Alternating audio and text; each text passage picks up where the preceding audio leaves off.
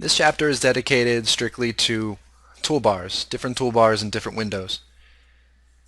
I found it worthy to make a separate chapter for this because a lot of people don't know how many things are hidden in these toolbars, which are hidden themselves. For example, the 3D view here actually has two toolbars.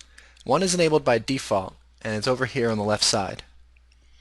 If you have the mouse hovered over the 3D view and you press the T key, it will show and hide that toolbar.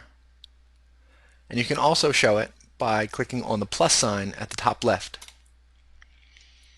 And you can hide it by simply dragging the edge of it all the way over to the left. So this toolbar has lots of different options for transforming your objects and just lots of different tools in here. There's also another toolbar on the right side, and you can access that by pressing the N key, or again by pressing the plus sign at the top right.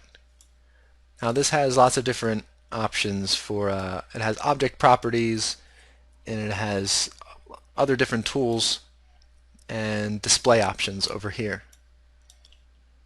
So those are two hidden toolbars that are in the 3D view. And there are hidden toolbars in a lot of other windows as well. For example, the UV image editor on the right here also has two different toolbars with different options in it. And you can access them with the plus signs. And these toolbars are in a few other windows in Blender as well. So that's all there is to that. I just wanted to quickly mention that there are toolbars in the 3D view that you can show and that you can hide.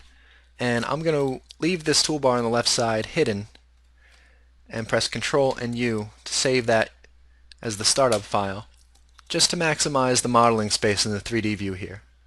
Whenever I need to access that toolbar, it's simply by pressing T that I can see it again, and T to close it. So by default I'm going to leave that hidden.